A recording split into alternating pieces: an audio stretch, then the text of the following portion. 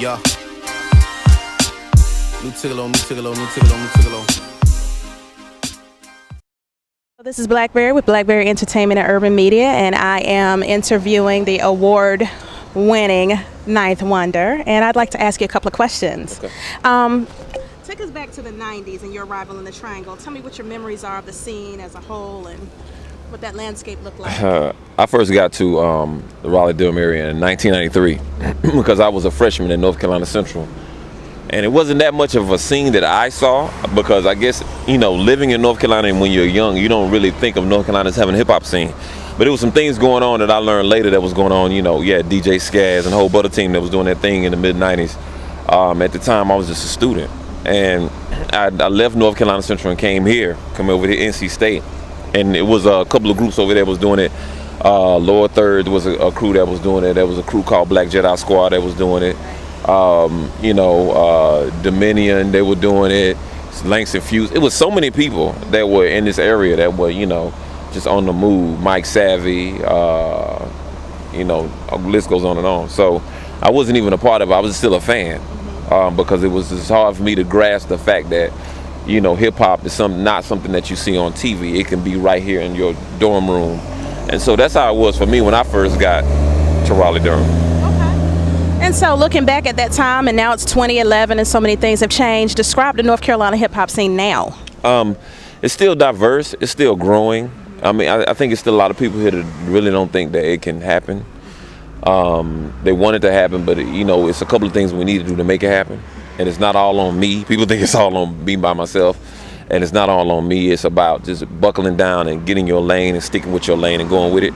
So that's the state of the scene now. I can honestly say from a release standpoint that today is probably the biggest that it's ever been. Not because I'm a part of it, it's the fact that we have 3 different entities that's been doing it. We have one that's new and fresh and is a future legend, and 2 cats that's been doing it for a long time, releasing albums today, and it's being recognized by people outside of NC as well. So that's a serious situation, whether I'm in it or not, and that's. I want to focus on that and we need people to buy the records because it's more of a situation that labels and distributors see. If they see the NC fans get behind NC artists, then that way labels will come here. Because the only thing they see is numbers. They don't care about the sound. They don't care about what you talk. If it generates numbers, then that's when it's going to bring people here. So. All right. So tell me a little bit about your personal evolution. Where are you now creatively? I'm more so wanting to go into the academia side of hip hop. That's why I think we better can preserve the culture. As far as, making records is fine. Records are disposable. I mean, classic records last forever, but most records are disposable. Books and knowledge ain't. So that's the thing about it. I want to get more into the classroom and be one of the front runners of hip hop academia because I think we're the only ones that can teach it. I mean, I don't think anybody can just read a book and just learn about hip hop. It's something you had to grow up in. And we don't have a PhD in it, so I think our best PhDs is one that's been in it for a very long time and seen it grow and, is a part of it. So that's where I want to be as far as in 5 years down the road. I do have a label, and my job for my label is not to put them on, but teach them about the business and make them think independently for themselves. Because I don't want them under me forever. My label artists will tell you, hey, I don't want you on my label forever. So that's the thing about it, and I want to do. That's where I'm at right now. Yeah. All right, and finally tell us a little bit about what you got going on tonight. Tonight at actually at 6 o'clock I have to teach. I'm a professor at Duke University, so I got to teach there for an hour and a half and come over here and they're showing my documentary The Wonder Year, which was directed by Kenneth Price. We're showing that at 8 o'clock down in Kings, 14 West Martin Street. And then after that, Phonte and I will have our listening party at 5 Star. And that starts at 10 o'clock.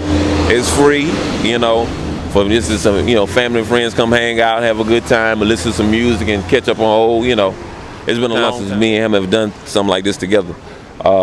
We just did Manifesto in Toronto a couple of days ago. Well, matter of fact, yesterday we just got back from Toronto. That was the first time I've DJed for Phonte in 7 years. So it's, it's everything happens the way it's supposed to happen. So, and it led up to this day. So that's what it is. All right, thank you so much. much for your time. Thank We you look very forward to much. support. It sounds like you've evolved quite a bit. Tell me a little bit about where you are as an artist right now. Well, for me as an artist, I mean, I just realized that I just have the ability to do what not very many artists can do, just in the terms that I'm just able to put out the music that I feel. You know what I'm saying? A lot of people were asking me before the record, like, yo, is it gonna be a rapping album? Is it gonna be a singing album? And really, I just tell them, like, look, this is gonna be a Phonte album. You know what I'm saying? It ain't really about one or the other. It's just about me making a record that shows people who I am as an artist and all the many things that I like to do. You know what I'm saying? So this new record, Charity Starts at Home, is mainly focused on the MCing, with some singing. The next record might be the reverse. It might be more singing and a little rhyme. I mean, who knows? I don't even know yet. I'm just happy to be in a place where I'm able to just make what I feel, and that I have a fan base to support it, and you know, just always put my best foot forward. You know? And finally, tell us what's next. Next is hopefully some sleep. Well, me and Ninth Wonder, we're definitely heading out on tour next month, and we'll be touring in support of both of our records. My record, Charity Starts at Home, his record, Wonder Years. We'll be touring in support of that.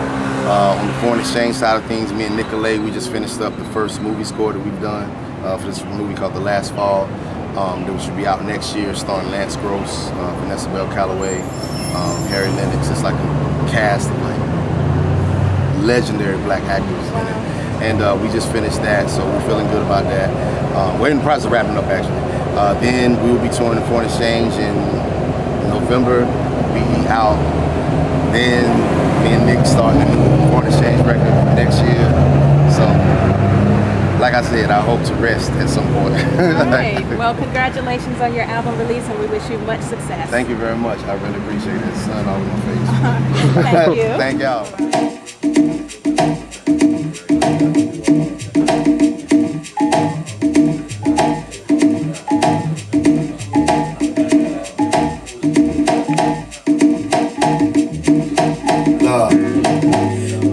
And people be asking me like, how do you do it? Stay happy in